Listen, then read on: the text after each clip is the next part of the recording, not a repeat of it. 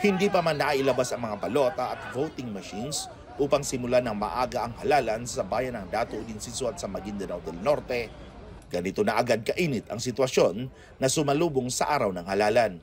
Hinarang ng grupo ng United Bangsamoro Justice Party o UBJP ang partido ng Moro Islamic Liberation Front ang exit gate ng munisipyo.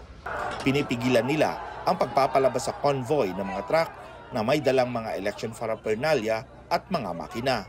Ang nais kasi ng grupo, mga pulis ang magsisilbing board of canvassers matapos na ideklarang COMELEC control ang kanilang bayan. Di daw kasi nila akalain na biglang pinalitan ng mga guro. Taliwas sana pagkasundo ang dapat ay mga pulis ang magsilbi sa halalan upang maiwasan ang impartiality matapos ang kanilang petisyon. 7:30 na ngayon ng umaga, no? Pero hindi pa nakakalabas yung mga ACM dito sa munisipyo ng Dato Udin-Sissoat, Maguindanao del Norte. Hinaharang ng mga taong ito ang mga sinakay na balota dyan, no? At mga ACM. Dahil allegedly, ang sabi ng grupo ng UBJP, ito ay hindi sumunod sa usapan nila na dapat mga pulis yung magsiserve sa election at hindi yung mga, ang sinasabi pa nga nila ay mga volunteer teachers, kaya tinututulan nila ito. Yung magsaserve na pulis, pinalitan nila ng yung guro na gipetisyonan natin.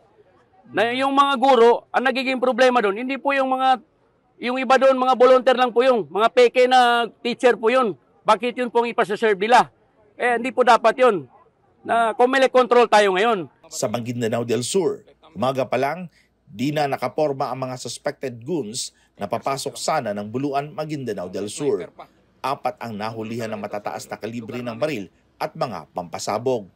Sa videong ito, di na nakapalagpa sa mga sumitang mga pulis at mga sundalo matapos na maharang sa poblasyon Buluan. Di rin bababa sa 50 katao na umano'y mga flying voters ang nahuli at naaresto ng mga pulis. Ay naku, kundi napigilan, sobrang gulo. Nahulihan sila ng mga deadly weapons. Meron pa sila mga explosives, 2 explosives na hand grenade, Merong mga high caliber na firearms. So yung kanina pina-extract kasi nag-damage control ako. What is important is we were able to extract the gunmen or the imported flying voters from other municipalities, and most of them were Visayan speaking, Ilonggo speaking, from Tacurong, from far areas like Leyte and as far as San Franz.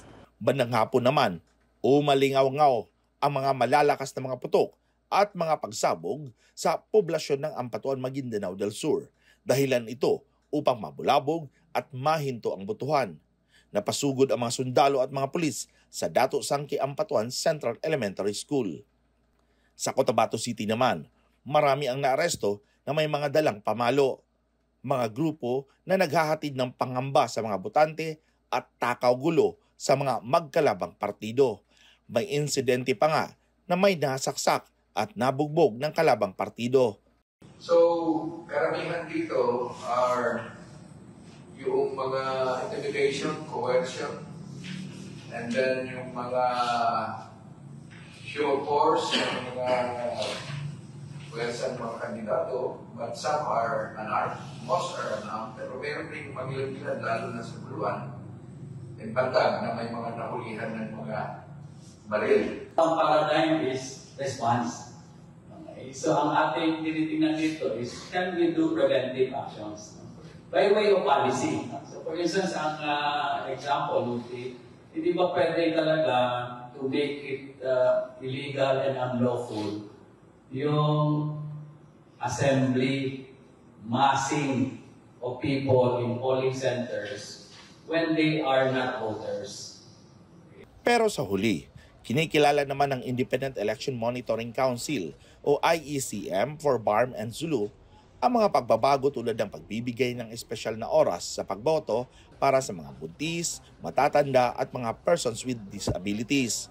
Malaki rin ang naging papel sa pinagkasundoang Memorandum of Understanding ng Moro Islamic Liberation Front at pamahalaan na hindi sila makikisawsaw sa mga kaguluhang politika.